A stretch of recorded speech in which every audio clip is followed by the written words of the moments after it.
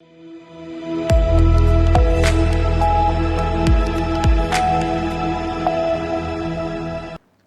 मैं हूं रत्ना और आप देख रहे हैं सी न्यूज़ भारत। वक्त हो गया गुजरात बुलेटिन का। बात होगी अहमदाबाद की, जहां नारायणपुर में ऋण मुक्त भारत अभियान के कार्यालय का उद्घाटन किया गया है।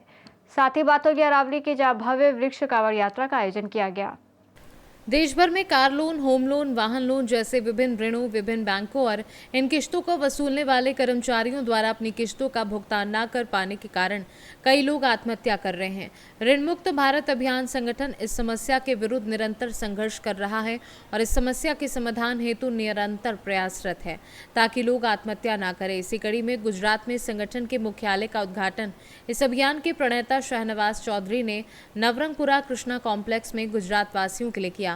इस अवसर पर गुजरात प्रभारी राजेश्वर ब्रह्मभट्ट, भारतीय मनोज ठाकुर, भारतीय गोविंद अवस्थी, भारतीय राकेश पटेल, भारतीय सहित बड़ी संख्या में इस समस्या से प्रभावित लोग उपस्थित थे। शाहनवाज चौधरी ने उपस्थित लोगों की समस्याओं और उनके ज्ञापनों को सुना और आश्वासन दिया कि इस मुद्दे को जल्द ही सरकार के समक्ष रखा जाएगा और सरकार इसका समाधान निकालेगी। इसके अलावा कर्ज के बोझ तले अब तक कितने लोगों ने आत्महत्या की है, इसका विवरण भी प्रस्तुत किया गया। अब तक देश भर से लगभग 1.5 लाख लोग इस अभियान से जुड़ चुके हैं और आने वाले समय में इस समस्या से प्रभावित लाखों लोग एकत्रित होंगे। मारू नाम राजेश्वर ब्रह्मभट्ट भारतीय है। हूँ निःशुल्क कर्जमुक्त भारत अभियान में गुजरात में प्रभारी छुं। आज गुजरात हेड ऑफिस में उद्घाटन करवामां आव्युं छे कि गुजरात में केटला समयथी छेल्ला 5-6 महीना में जोवामां आव्युं छे कि देवाना कारणे केटला वेपारीओ, केटलाक लेबर वर्क छे के केटलाक सामान्य व्यक्तिओ नौकरी करवावाळा आत्महत्या करी लेता होय छे। એટલે અમારી એક માંગ છે સરકાર સાથે કે તમે મોટા ઉદ્યોગપતિઓનો તો દેવો માફ કરી દો છો, તો સામાન્ય જનતાનું પણ દેવો માફ કરો। એમને તકલીફ છે એમનું પણ દેવો માફ કરો, એ તો રાહત આપો એમને, કોઈ પણ રીતે એમને સમય આપો કે 2 વર્ષનો નિઃશુલ્ક મતલબ કે કોઈ વ્યાજ બી ના લાગે ને કશું નહીં, એવો સમય આપી દો એમને। તો સરકારે કોક ને કોક વાત તો અમારી માનીને જનતાને રાહત આપવી પડશે। અમારો એજન્ડા આવનાર સમયમાં ગુજરાતમાં તમે ઓફિસ શરૂ કરી છે, તો જે ગુજરાતી લોકો છે એમને આવકાર છે જેમના પ્રશ્નો માટે કઈ રીતનું તમારું કાર્ય રહેશે? એમના ઓફિસ તો છે જ, અને અમે ફોન નંબર બી બધાને આપીશું કે જેથી એ લોકો અહીં આવી ના શકે તો ફોન પર બી સંપર્ક કરે। અમારી ટીમ અહીં આગળ 24 કલાક એમનો ફોન રિસીવ કરશે અને એમને મતલબ માર્ગદર્શન આપશે। એનો કોઈ ચાર્જ લેવામાં આવતો નથી। અમારી પાસે એડવોકેટની ટીમ પણ છે, એ ટીમ પણ એમને ફ્રીમાં માર્ગદર્શન આપશે અને એમનું કામ કરશે।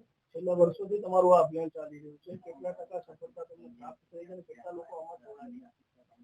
સફળતામાં એવું છે કે અમારા અભિયાનમાં જોડાયા પછી લોકો આત્મહત્યા નથી કરતા અને એવું ખુલીને લોકો કહે છે કે અમે જો તમારો સંપર્ક ના થયો તો અમે આત્મહત્યા કરી લેતા। અમારી સફળતા એ છે કે અમે લોકોના જીવ બચાવીએ છીએ। સરકાર વાત માને ના માને, સરકારને આજ નહીં તો કાલે વાત માનવી જ પડશે। અભિયાનને 3 વર્ષ થયા છે, એટલે આગળ પણ જેટલો સમય સરકારને લેવો હોય એટલો લે અને જનતાનું દેવું માફ કરવું પડશે। ये है, देश में जो लोग भी कर्जे के कारण परेशान हैं उनकी समस्या सरकार को सुननी चाहिए। सरकार क्या कहती है, भारत सरकार हो या राज्य की सरकार हो, सरकार का मानना ये है देश में कोई भी व्यक्ति कर्जे के कारण परेशान नहीं। मैं उन्हें कहना चाहता हूं कि एक बार यहाँ आकर देख लें अहमदाबाद में, और यहाँ छोड़िए किसी भी मार्केट में जाकर के देख लें और व्यापारियों से पूछ लें, व्यापार आज 10% भी नहीं रहा है। स्थिति इतनी खराब है लेकिन कोई सुनने को तैयार नहीं। और जब यहाँ गुजरात में इतनी आत्महत्याएं होने लगी, गुजरात की टीम ने लगातार मुझसे कहा कि सर कर्जे के कारण बहुत सारे लोग आत्महत्या कर रहे हैं, हमें उन्हें बचाना होगा, आप आ जाइए।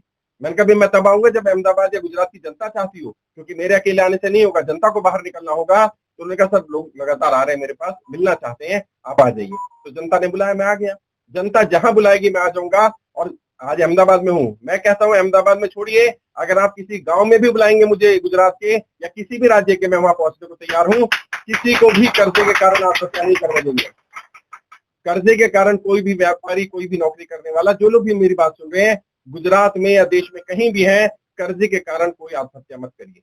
मैं आपका भाई, आपका दोस्त, आपका बेटा, मैं आपकी लड़ाई लड़ रहा हूँ। और जो भी मदद होगी, अभी तक तो हमने कहा था हम आर्थिक रूप से सहायता नहीं कर पा रहे हैं, लेकिन हम एक प्लान कर रहे हैं, सरकार से कर्जा मुक्ति कोष बनवाया जाए ताकि सरकार आर्थिक रूप से भी सहायता करे। जिनकी ईएमआई बाउंस होने वाली है, जिनका घर जाने वाला है, गाड़ी जाने वाली है, उनको बचाया जाना चाहिए। खास करके आज गुजरात हेड ऑफिस का उद्घाटन हुआ है, कितने लोग गुजरात की तरफ से आपकी आशा रखते हैं, किस तरह से गुजरात के लोगों का देखिए, गुजरात के हमारे प्रभारी है, उसके बारे में तो पूरी जानकारी वो देंगे राजेश्वर जी, लेकिन जितना मुझे जानकारी दी गई 1.5 लाख से ज्यादा परिवार हमारे साथ जुड़ चुके हैं अभी, और लगातार हर दिन पिछले 15 दिन की मैं बात करूं तो 15 दिन में लगभग हमारे पास हर दिन 4 से 5 हजार नए लोग जुड़ रहे हैं। यानी समस्या कितनी गंभीर है आप इसको समझ सकते हैं। और जब गुजरात के लोगों ने कहा कि हम ऐसा चाहते हैं तो गुजरात की टीम ने तय किया कि एक कार्यालय बनाया जाए, एक हेड ऑफिस बनाया जाए, कम से कम गुजरात में जो लोग भी परेशान है वो लोग वहां आकर के मिल सके। और कोई बैंक वाला, कोई रिकवरी वाला, कोई साहूकार, कोई भी परेशान करता है, यहाँ आइए, यहाँ हमारा कार्यालय आपकी मदद करेगा और जो भी करना पड़ेगा करेंगे। और जो बैंक वाले, रिकवरी वाले बदतमीजी कर रहे हैं वो भी कान खोलकर ये बात सुन लें, आपने जो अननेसेसरी अत्याचार कर रखा है, जो हरेसमेंट कर रहे हैं, ये चलने वाला नहीं है। आरबीआई की गाइडलाइंस को फॉलो करिए। यदि आप आरबीआई की गाइडलाइंस को फॉलो नहीं कर रहे हैं, आप गाली गलौज कर रहे हैं, बदतमीजी कर रहे हैं, इसको स्वीकार नहीं किया जाएगा। अभी देखिए ना यूपी में क्या हुआ, 40,000 रुपए का लोन था उसका, 4 किस्तें रह गई थी, उसकी पत्नी को उठाकर ले गए रिकवरी वाले। और क्या कहते हैं, अपनी पैसा भर दो तो पत्नी को ले जाओ। अच्छा, अगर पैसा नहीं भरेगा तो क्या करेंगे, वो पत्नी से गलत काम करवाएंगे। महिलाओं के साथ अत्याचार हो रहा है और हम चुपचाप कहते रहे ये होने वाला नहीं है और सबको आगे आना पड़ेगा। मैं हर व्यापारी से, हर नौकरी करने वाले से, हर उस आम इंसान से अपील करना चाहता हूं, जाति धर्म से ऊपर उठ करके इस लड़ाई को लड़िए। ये देश की लड़ाई है। जनता कर्जे की दलदल में फंसी हुई है, व्यापारी परेशान है, नौकरी करने वाले परेशान है, महिलाओं के साथ दुर्व्यवहार हो रहा है, इसको स्वीकार नहीं किया जाएगा साहब। तो इसलिए गुजरात का आज हेड ऑफिस उन्होंने ओपनिंग किया। लेकिन ओपनिंग तो देखिए ये तो कोई बड़ी कार्यक्रम भी नहीं था। मैं ये मानता हूँ हमें लोगों की मदद करनी है, जितनी ज्यादा लोगों तक पहुंच पाए। बस हमारा कोशिश ये रहेगा कि ज्यादा लोगों तक जानकारी पहुंचे, उन्हें बताइए कर्जा मुक्ति अभियान चल रहा है। अभियान पूरी तरह से निःशुल्क है। और आप मीडिया के बंधु आप पूछिएगा, जितने लोग भी यहाँ बैठे हैं, 1 रुपया भी किसी से लिया गया, किसी से 1 रुपया भी लिया गया क्या भाई? 1 रुपया नहीं लिया जाएगा। और कोई भी व्यक्ति कर्जा मुक्ति के नाम पर, रजिस्ट्रेशन के नाम पर, फॉर्म भरने के नाम पर 1 रुपया भी मांगे तो उसकी पुलिस कंप्लेंट कर देना, वो हमारा आदमी नहीं है। ये अभियान निःशुल्क था, निःशुल्क है, निःशुल्क रहेगा। मैं आपका भाई, आपका बेटा, आपका दोस्त आपकी लड़ाई लड़ता रहूंगा और मुझे पूरा विश्वास है सरकार को हमारी बात माननी पड़ेगी क्योंकि हमारी मांग जायज है। अहमदाबाद से सी न्यूज संवाददाता यज्ञेश गोस्वामी की रिपोर्ट।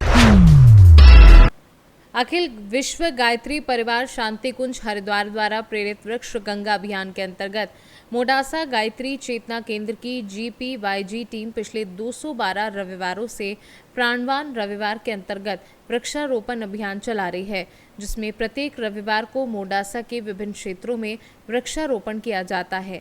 इस अभियान के अंतर्गत मेरा घर मेरा वृक्ष नाम से मोडासा क्षेत्र के विभिन्न क्षेत्रों में वृक्षारोपण कार्यक्रम आयोजित किए जा रहे हैं, जिसमें तरुपुत्र तरुमित्र की भावना के साथ छोटे छोटे पौधे लगाए गए हैं, जो पिछले 4 वर्षों से निरंतर चल रहा है, जिसमें 4000 से अधिक वृक्ष लगाए जा चुके हैं।